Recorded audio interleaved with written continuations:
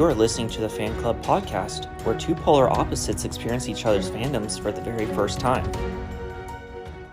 Hey everybody, and welcome back to the Fan Club Podcast. My name is Sarah. This is Matthew. And welcome to episode 27. And episode 3 of Wanda Week. Today we are covering episodes 5 and 6 of Wandavision. Yes, we are. They are entitled On a Very Special Episode and an all-new Halloween Spooktacular. Yes. So, yeah, today's the Halloween episode, which is weird because Halloween was, 2 days ago for you guys. I wish we would have planned that a little bit better. Yeah, but alas. we would have had to do it on Saturday and Sunday, which would have messed up our entire... It would have been fun. So far, how are you liking WandaVision? I really like it. At this point that we're recording it, we haven't gotten to the other TV show, so I have nothing to compare it to. True. I mean, compared to the other, Marvel movies, where does it stand for you so far? I know it's not like the TV shows. I'm not saying that at all, or the movies, but it is such a different vibe. Okay. It's hard to explain. It's just a different. Not only is it a different. It's a TV show, not a movie. It's also at least in the beginning half of WandaVision, it's far less dark than the movies have been.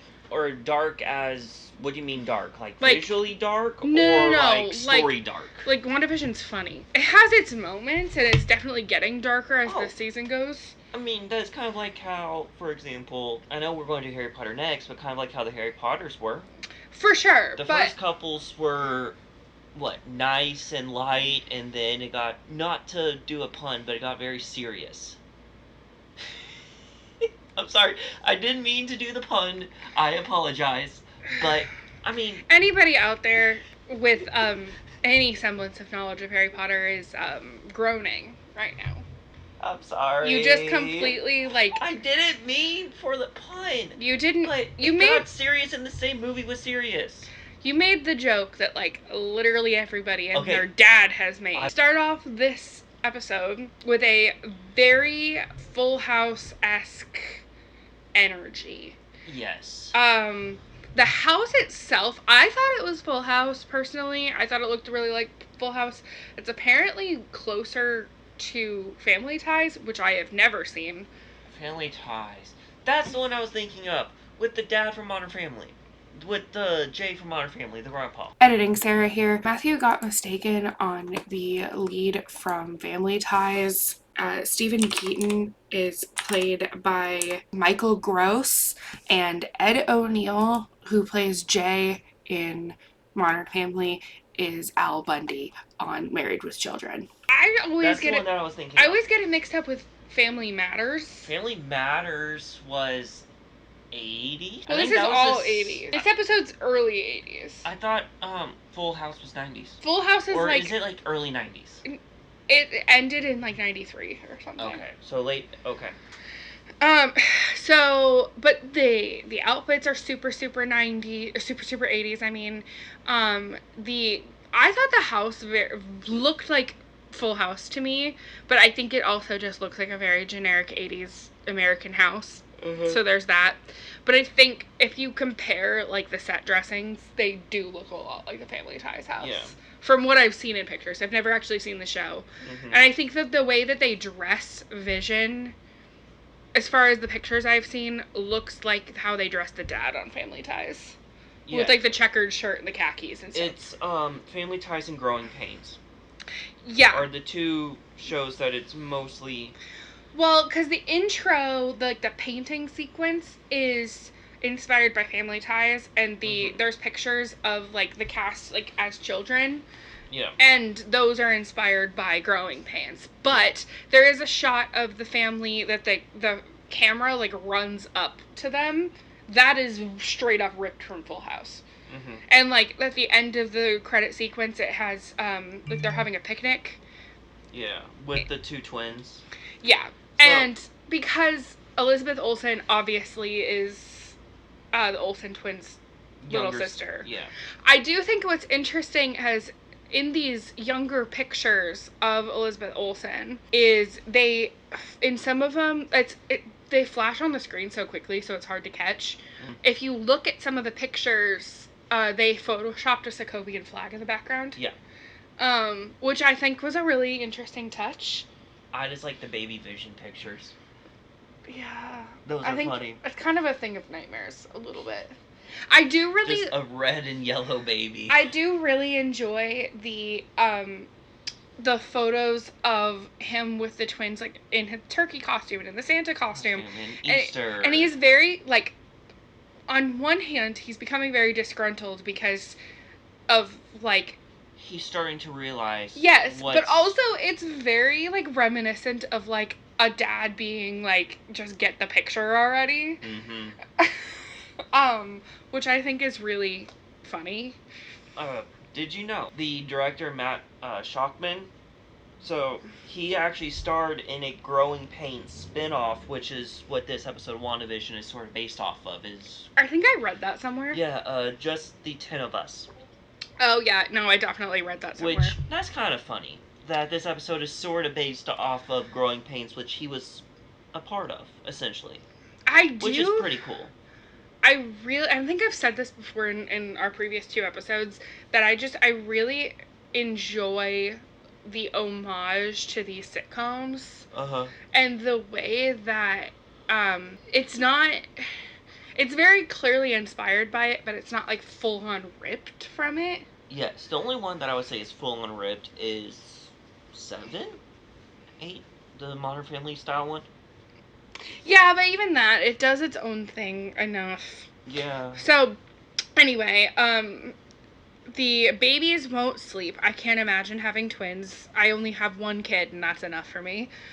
So Vision goes and gets their binkies or passies or whatever you call them, and he just puts them in his ears to silence. No, I also find it funny that he's trying to read the babies Charles Darwin. Yeah.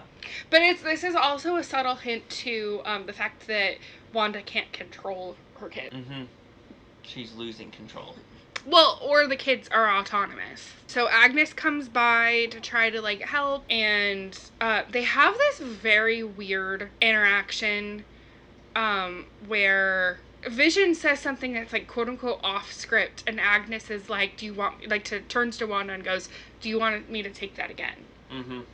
And it's, like, this very bizarre... When I first saw that shot, or saw that scene, I thought there was, like, a mistake. Like, I thought it was, like, a blooper or something. No, it's, because she's not a part of... Knowing what we know now, that scene feels even weirder to me. I mean, her character is just a weird person. I don't know. I do really like early Agnes in the sense that I really like... just the nosy neighbor? Well, because, like, every sitcom had the nosy neighbor. The Kimmy Gibbler, the Urkel, the, you know... I can't think of one in Modern Family. But, like, the early sitcoms is what I'm Yeah. saying. Even Leave It to Beaver had one. Beaver. I think there was an older one, too, where it was, like, an older... Oh, it was Bewitched. It was Bewitched. There was, like, an older woman that was always trying to find out her secret. And, like, that was, like, a whole thing. It was a whole trope. Yeah. And this WandaVision is, like, full of these little tropes. The twins magically age up, and which is, again, another trope of, I think it's more common in soap operas than it is on traditional sitcoms. So, my mom is, like, a huge fan of General Hospital. She always has been since, like, high school. Mm-hmm. And I've watched, not a significant amount with her, but enough to, like, understand. And I swear every single time I haven't watched it in a very long time with her because I haven't lived near my mom in a really long time. But I swear every single time I will watch an episode with her, like, a kid actor who was, like, 5 the last time I saw them is now, like, 17. Yeah. And it's very common, and mostly because, like, kids are hard to work around, and, like, labor laws, and school. Dang labor laws. Those dang labor laws. Dang school. It's very common for them to, like, rapidly age up the kids. Also because babies are boring a lot of the time. Yeah. You can't have a storyline with a baby as much as you can have a story with a child.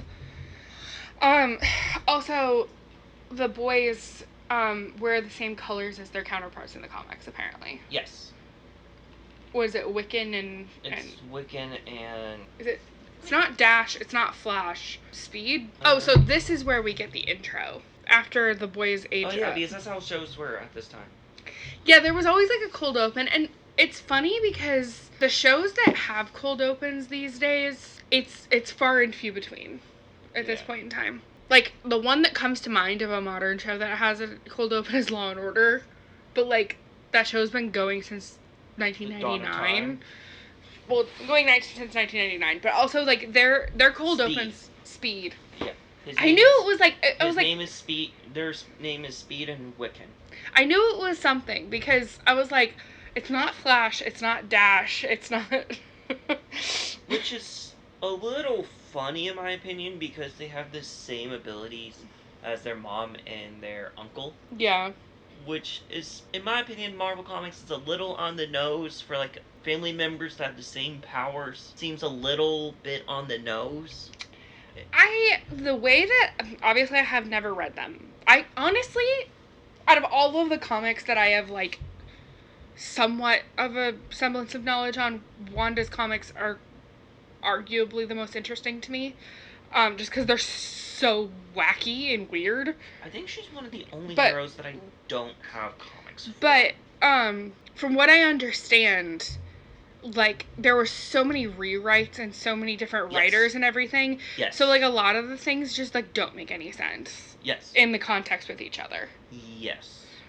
So a lot of people will go off of the newer comics for their origins, which is kind of like what the MCU did, was the newer ones. Like, Marvel Comics, so originally Nick Fury was white in the comics. Yeah, wasn't it David Hasselhoff? In the 90s. David Hasselhoff had I will never be over that. I'm sorry. Nick Fury, Agent of S.H.I.E.L.D. or something along those lines. I will never be over that when we figured that out during our Guardians 2 episode. That's right. That we looked it up. We looked it up, and like, we looked up it was one of the fun facts on the Guardians 2 IMDb, and we didn't believe it. Yeah. No, so in the comics from, like, Nick Fury's origin to 2008, Nick Fury was white, and then Marvel changed, or they changed it after Avengers, is when they changed it. Because they saw... It really makes me wonder where the comics would have gone if they knew that they were going to make the MCU.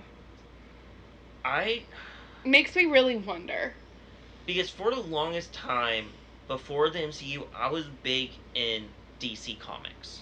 So I was a big DC comic collector before the MCU, and I switched over to Marvel after that. But I was always a big fan of Spider-Man, ever since I was little. I've always had Spider-Man comics. Yeah. But I mainly would get, like, Flash, Green Arrow, Batman, Superman comics. I feel as though that if they knew where they were going with the MCU, it would have been a lot less disjointed. No, because, so, it's like every decade they change up the origins just to make it fresh. Kind of, like, DC did this back in 2010s. They did the New 52. So, they redid everyone's comics. Marvel does the same thing every few decades. Or every decade or so, they do the same thing. That's why you'll hear, like, the Golden Age of comics, the Silver Age, the Bronze Age, things like that. It's just, they change their origins with new people. So, like, for example, Flash. Jay Garrick was the first one, which that's the Golden Age. So, okay, so this is where we get our intro. Kind of already talked about it. Yeah. And then we go to Monica and Sword and all of them. So we go to the real world, and Monica is basically getting checked out after having been blasted. She's gone through the hex wall twice now. Yeah. And so We're going to keep a tab on how many times she's gone through the wall. Her body molecularly has changed. Yeah, and so they look at her, like, x-ray scans, and it's completely white. Yeah. Like, you can see, like, the outline of her neck and her shoulder, but everything else, like, you can't see her rib cage, you can't see her organs or anything like that. So, in the comics, her character is called Spectre. Or Photon. Or Photon, depending on the arc. But I'm going with Spectre because that's the one that they're basing this Monica Rambeau off of, is Spectre. you want to guess her ability? Like, what she can do with the name with just knowing the name Spectre? Do you want to take a wild guess? Is it something to do with turning invisible? Because Spectre is another name for ghost. No, not invisible. She can... The spectrum of light, like ultraviolet light, things like that, her body will change based on what is needed at that time. So kind of like in episode 9, like when the bullets were going through her, they were turning more, like, her body was turning more yellow to match the color of the bullet. Things like that. So we also figure out that, which I don't think... Or spectrum, I'm sorry, spectrum. Yeah.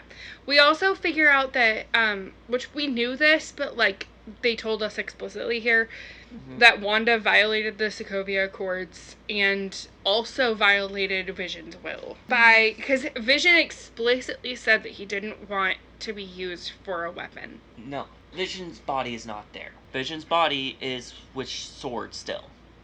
She's not going against Vision's will. And I wouldn't say she's really going against the Accords. She kind of is. No, she did it on accident. It wasn't on purpose. What Ant-Man did was against the Sokovian Accords. Because he did it against his own free will. Wanda... She was doing it out of grief. Okay, I get what you're saying. She did it... Do you think she's still responsible for... Oh, absolutely. 100%. So, what you're saying is she still violated the Accords even though that wasn't on purpose? She tried to make amends at the end. I wouldn't say she did, because it was against... That's an interesting question. Let us sound off on our Instagram post when this episode goes live. I don't think it is. I don't think she did. Because I'm really curious as to what you guys think. I don't know if I have a fully formed opinion yet. I don't think so. I honestly... it may be the unpopular opinion. I don't know. So you think Cap is guilty, but you don't think Wanda is guilty? Cap is doing it at his own free will. Wanda did it out of grief. She didn't know that she was doing it, and she just wanted... At the end of the day, she wanted Vision back. Captain America did it knowing that he was going against the law. Okay. I mean, I see your point. I'm just saying... Like, Ant-Man did it knowing he was going against the law. Bucky, again, was going against the law. But Bucky, when he committed all of the crimes that he did, he was not in his right mind. Yeah, but no one counts those against him. Yeah, but, like, so then you shouldn't count this against her. Yeah, that's what I'm saying. She's not going against the Accord. Let us know what you guys think, because I'm really interested to hear... Do you guys think... Hayward is doing... Do you guys think that what Wanda is doing and creating her little pocket reality, do you think what she is doing is going against the Sokovia Accords? I'm really interested to hear what you guys think. Maybe, because she was actually harming people, but she stopped it. So the boys sneak a dog into the house, which again is a very sitcom-y thing. Back to our Spectrum conversation. Spectrum can turn into any type of energy, including light, electricity, microwaves, radio waves, ultraviolet waves, gamma, and lasers. You think she's gonna meet up with Bruce? She can control gamma rays, not... Do you think she's gonna show up in She-Hulk? No.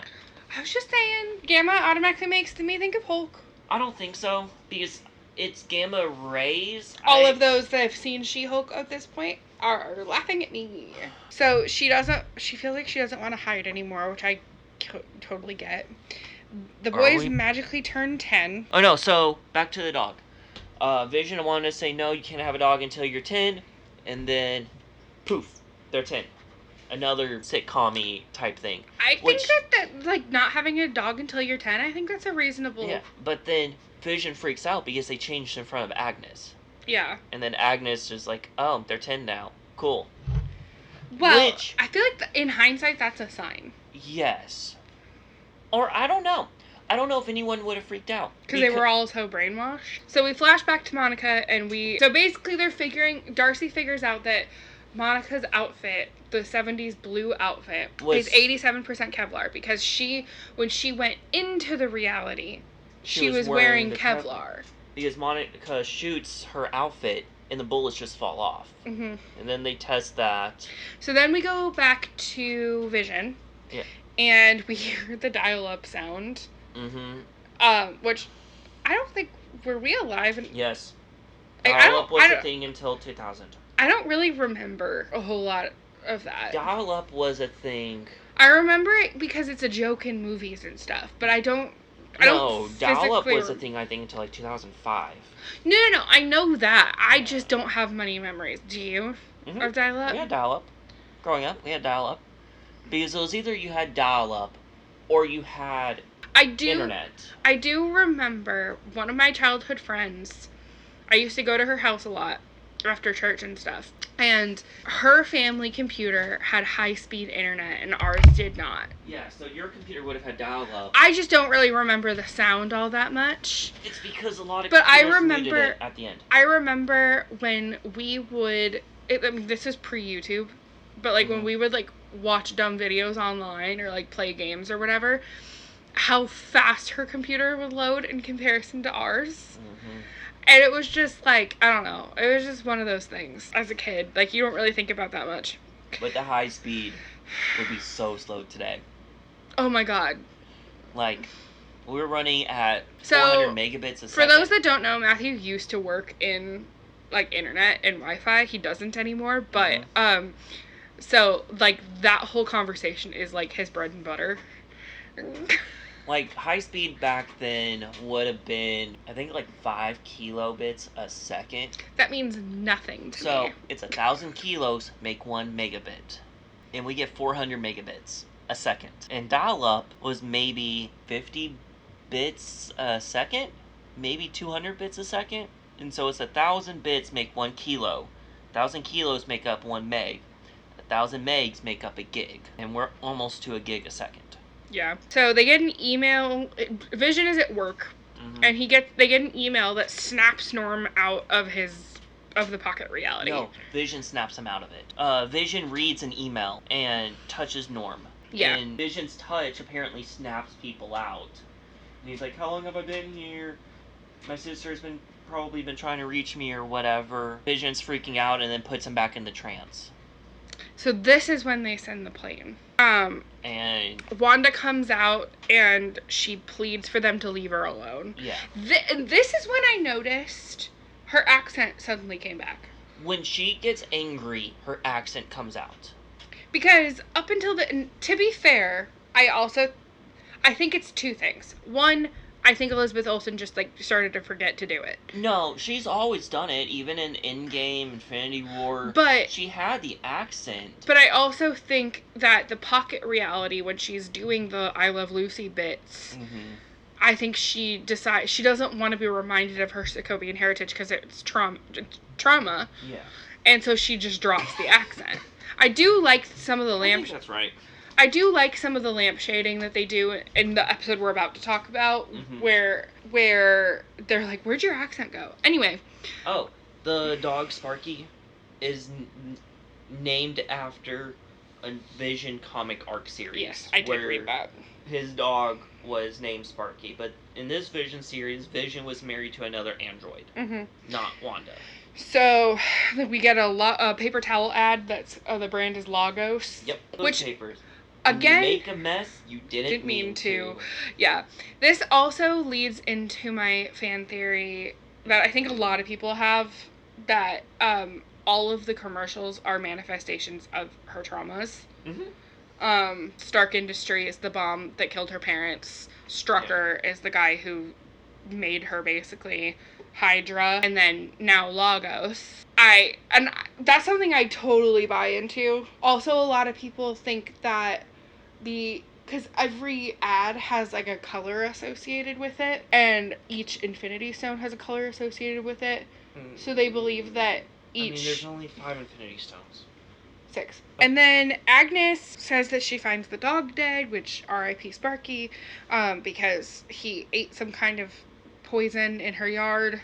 She grows like nightshade or something. Vision asks her about the anomaly. That's what's in the email. Darcy sends out an email and Vision's computer intercepts it, talking about the anomaly. And then we go back to the house and somebody knocks on the door, and who is it but Pietro? Yeah.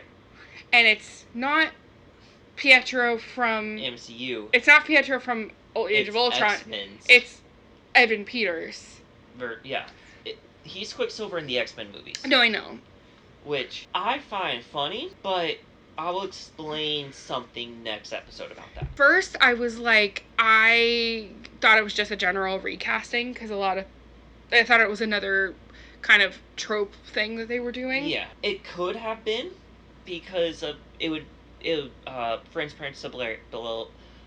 Prince of Bel-Air did it with Aunt Liv. Well, yeah, and a lot of shows do it. Yeah, so I think that's kind of what they were going for, but they kept it similar enough to be still a Pietro Maximoff.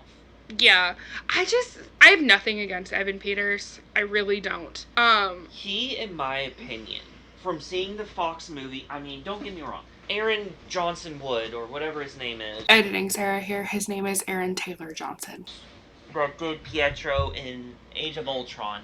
Didn't have enough screen time, in my opinion. Because, so the Quicksilver in Fox is more, it's similar to, so with Wanda, there's the mutant version of Wanda, which is Magneto's daughter. And then in another, she was just born. Like what happened in MCU, where she was given the power. So I like how they sort of brought both together with the merger, where they could introduce X-Men. Yeah. Which they opened the door. They have. I think it's because Evan Peters is so synonymous with like creepy horror. Yeah, it felt really weird. I mean, right honestly, now he's doing a Dahmer TV show right now. We don't need to talk about that. I really don't want to open that can of worms. No, I'm just saying he usually will play weird characters like on American Horror Story. He is so intertwined with Ryan Murphy that I just like learned to expect something like a little bit insidious from roles that he plays. I think so. The original fan theory was, again, nothing against Evan Peters whatsoever. Yeah, no. It's just the image that I have of him in my brain. Mm-hmm. So the original fan theory goes with WandaVision that Evan Peters' character was actually Mephisto. Yeah. Which is their quote-unquote devil. It's weird, though, because, like, Evan Peters doesn't inherently have a, like, evil vibe to him. He just plays evil very well. But that's the thing, he plays like, morally ambiguous very well. In Matthew's a big American Horror Story fan. Like, in American Horror Story, I don't think he's ever played the villain. He was H.H. Holmes. But he wasn't the villain in H.H. Holmes. He was H.H. Holmes in Hotel. Okay, but he wasn't the main villain. He was the murderer. No, he wasn't. Yes, he was. He would murder people, but he wasn't the main series villain in Hotel. The main villain, spoilers, was Gaga? No. She's just a vampire countess. No, the main villain was the police officer. The one that was staying in the hotel. I'm not gonna lie, I don't have the amount of knowledge of that show that you do. Oh, I love that show. I mean, the last few years it messes my brain up. I haven't seen the last few years. After Colt, I kind of quit watching.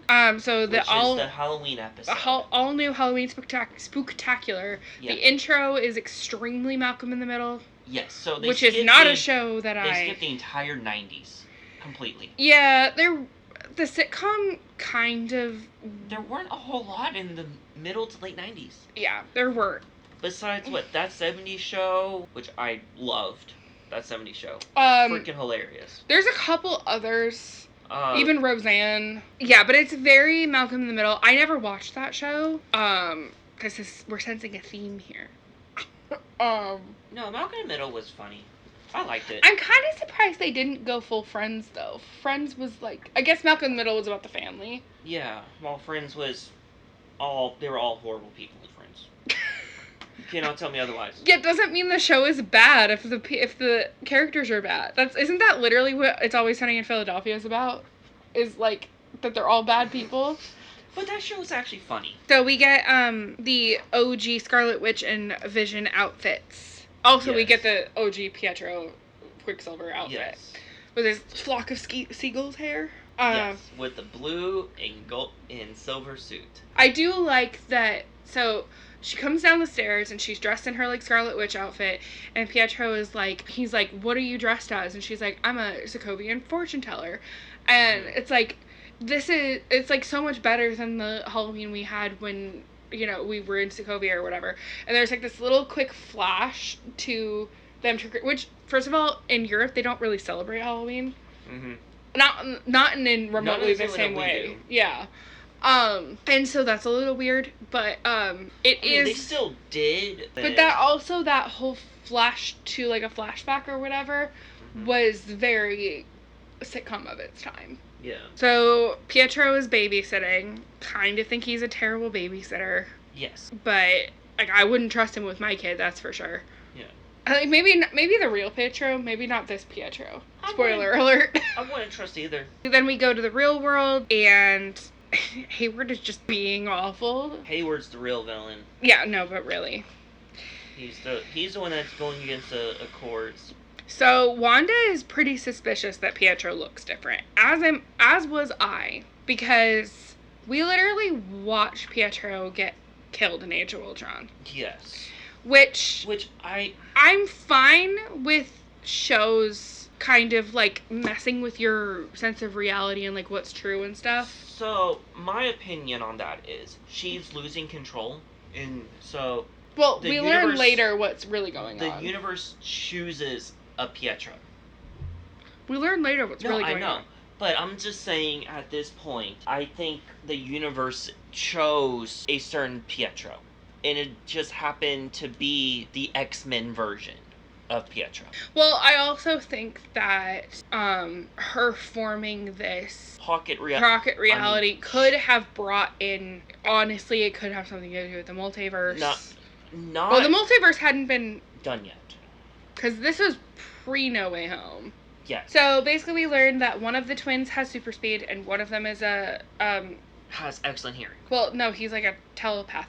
In the last episode, there's a scene where one of the twins is training the dog, and he's like using the little like treat, and he holds it up to his brain, or he holds it up to his temple, and he tells the dog to sit, and then the dog sits immediately and takes the treat, and it's almost like he was mind controlling the dog. Yeah, it's very subtle. Yeah.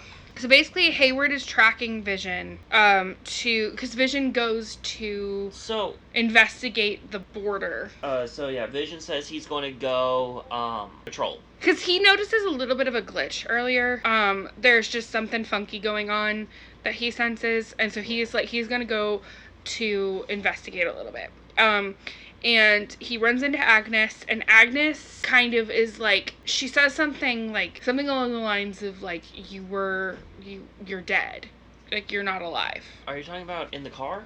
Yeah. Which Agnes is dressed as a witch, which is definitely foreshadowing. Wanda's powers seem a lot stronger on the outskirts of town. Mm-hmm.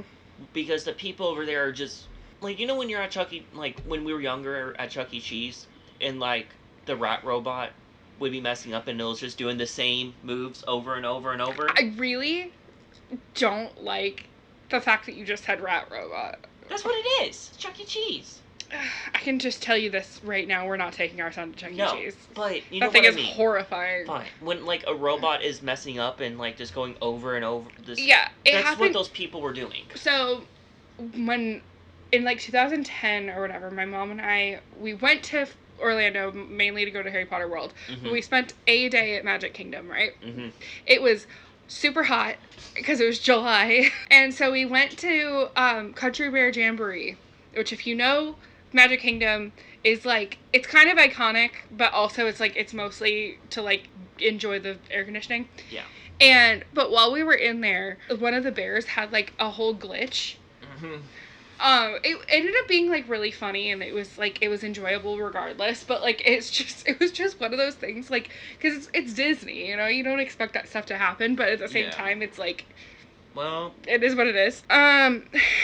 So yeah, he's recognized by Agnes. Agnes basically says something along the lines of like, you're dead, which I really like that Agnes is dressed as a witch in this scene, because in hindsight, makes sense. There's a bunch of scenes of the characters in town, and you see like everybody's Halloween decorations and costumes and stuff. And okay, so WandaVision is made by Marvel, who is owned by Disney, who owns like so much freaking IP. They could have had so many references and stuff like that in the background, but every costume is generic. Yeah, there's like bumblebees and Frankensteins and witches. That's how it is in any like sitcom. Yeah, but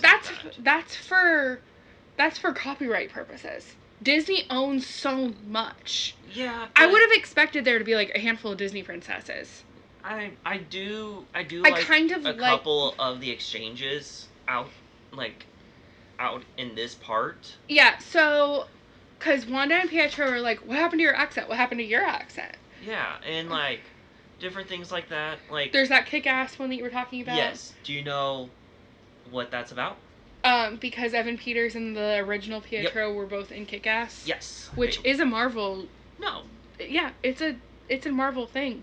We go back to Monica, and basically she wants them to put her back into the pocket reality, but they won't let her because the barrier has changed her molecular structure too much. So there's something sketchy going on with Pietro. Pietro says something along the lines of, hey, where did all these kids come from?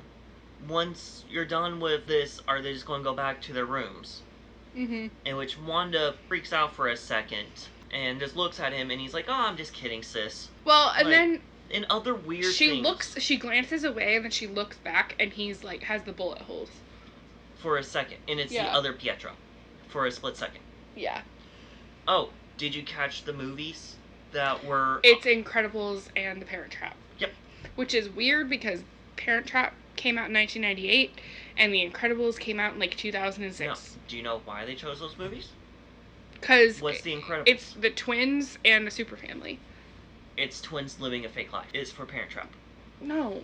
Yeah. The twins are trying to reunite their parents. But they also switch lives and living like themselves, living like the other, which means that they have a fake life. Yeah, sure. Okay. Vision goes to break through the barrier and he starts, like, breaking apart because, like, Vision within the pocket reality isn't real Vision. Yeah, so Billy... I think Billy? Yeah, Billy. Yeah, Billy hears Vision's cries and he's like, Mom, Vision, Dad's in trouble. Because Billy is the one that has Wanda's powers. To an extent. Tommy is the one that has Quicksilver's. Which, funny thing, the outfits that they're wearing are their actual, like, comic book We've outfits. gone over this. No, we talked about it with Vision and Wanda. Yeah, not with but Billy like we and talked Tommy. about even their normal casual clothes, they're always wearing red and green. Red and blue. Because... one of them is always in green. Or at least for the Halloween episode. Oh, also, throughout this episode, the kids are talking to the camera a lot, which is, like, very Malcolm in the Middle. Yeah. Again, I've never seen it. It's a funny show. I like it. All I know is it's Frankie Muniz and the guy from Breaking Bad. And then the mom, that's the mom and everything. Billy hears Vision's cries in pain, and Wanda pretty much starts screaming and widens the barrier. Yeah, she makes the thing, the a hex whole lot bigger. And so it basically encompasses... a good chunk of, like, the entire camp. And the trucks, like, turn into, like... it turns into a carnival. Yeah. It turns into a traveling circus. Accidentally consumes Darcy, because Darcy got chained up to the front of one of the trucks. Yeah. Which, remembering that the trucks just changed look is important later. Yeah. They don't actually change function. No. They change size and shape, but keep the same material. Yep.